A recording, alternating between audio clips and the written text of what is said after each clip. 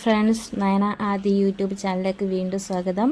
ഇന്ന് ഞാൻ ഈ വീഡിയോയിൽ ഉൾപ്പെടുത്തിയിരിക്കുന്നത് എഗ്ഗ് കറിയുടെ റെസിപ്പിയാണ്. വളരെ ടേസ്റ്റിയാണ്.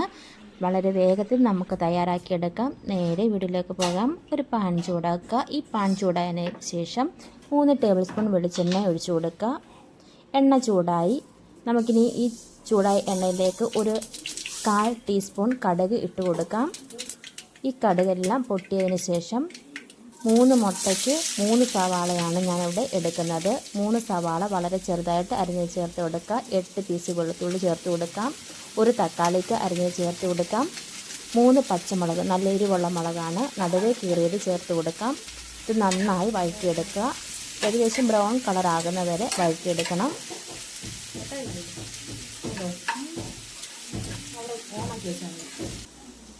ഇതേപോലെ വഴറ്റിയെടുത്തിട്ടുണ്ട്.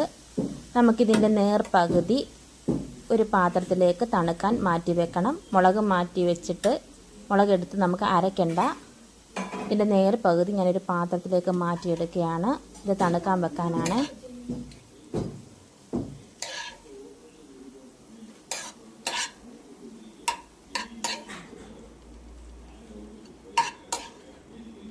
ഇത്രയും ഞാൻ മാറ്റി വെക്കുന്നുണ്ട്. നമുക്കിത് തണുത്തതിന് ശേഷം മിക്സിയുടെ ജാറിലിട്ട് അരച്ചെടുക്കണം.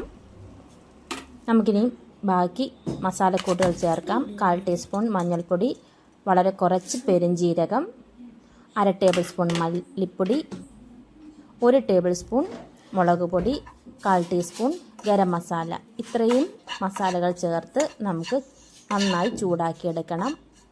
ഇതിൻ്റെ പച്ചമണം മാറ്റിയെടുക്കാനാണ് നന്നായി ചൂടാക്കിയെടുക്കുന്നത്.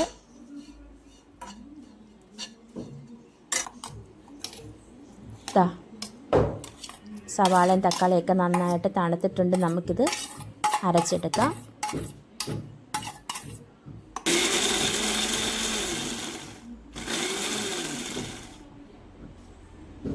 നല്ല പേസ്റ്റായിട്ട് അരച്ചെടുത്തിട്ടുണ്ട്. നമുക്കിത് ഇതിലേക്ക് ഇട്ട് കൊടുക്കാം.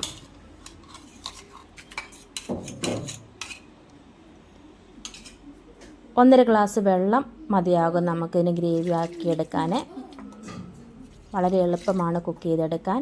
നന്നായി ഇത് ഇളക്കിയെടുക്കണം. ഇതിൻ്റെ മസാലയെല്ലാം നല്ലപോലെ പിടിച്ച് ഇതിൻ്റെ ഗ്രേവിയൊക്കെ നല്ലപോലെ തിളപ്പിച്ചെടുക്കാൻ വേണ്ടിയാണ് ഇങ്ങനെ ഇളക്കിയെടുക്കുന്നത്. ഇനിയും 1/2 ടേബിൾ സ്പൂൺ ഉപ്പുപൊടിയും കൂടെ ചേർത്ത് കൊടുക്കാം. 3 മുട്ട ഞാനൊരു നൂല് വെച്ചിട്ട് നടുവേ 2ആയിട്ട് പൊളന്നെടുക്കുന്നുണ്ട്. ഇതേപോലെ 6 പീസായിട്ടുണ്ട്. നമുക്കിത് ഗ്രേവിയിലേക്ക് ഇട്ട് കൊടുക്കാം.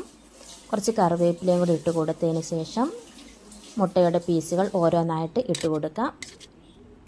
ഏകദേശം ഒരു 4-5 മിനിറ്റോളം മാത്രം മതിയാകും ഇത് തിളപ്പിച്ചെടുക്കാൻ. അപ്പോഴേക്ക് ഇതിൻ്റെ മസാലകളൊക്കെ ഈ മുട്ടയിൽ പിടിച്ച് ഉപ്പും എരിവും ഒക്കെ നന്നായി പിടിച്ചെടുക്കും. തയ്യാറായിട്ടുണ്ട്. ഇതേപോലെ ഒന്ന് ട്രൈ ചെയ്ത് നോക്കണം. വളരെ എളുപ്പമാണ്, സ്വാദിഷ്ടമാണ്. ഏകദേശം 6 പേർക്ക് സെർവ് ചെയ്യാവുന്ന രീതിയിലാണ് ഞാനിവിടെ ഇൻഗ്രീഡിയൻസ് എടുത്തിരിക്കുന്നത്. എല്ലാവരും ഒന്ന് ട്രൈ ചെയ്ത് നോക്കണം. എൻ്റെ ചാനൽ ആദ്യമായി കാണുന്നവർ എൻ്റെ ചാനലൊന്ന് സബ്സ്ക്രൈബ് ചെയ്യാൻ മറക്കരുത്. എന്നെ ഇതുവരെ സപ്പോർട്ട് ചെയ്ത എൻ്റെ എല്ലാ ഫ്രണ്ട്സിനും യൂട്യൂബേഴ്സിനും ഒരുപാട് നന്ദി. ഇനി എന്നെ സപ്പോർട്ട് ചെയ്യണം. എൻ്റെ വീഡിയോസ് എല്ലാം കണ്ട് അഭിപ്രായം പറയണം. എല്ലാവരും ഒന്ന് ട്രൈ ചെയ്ത് നോക്കണം. താങ്ക്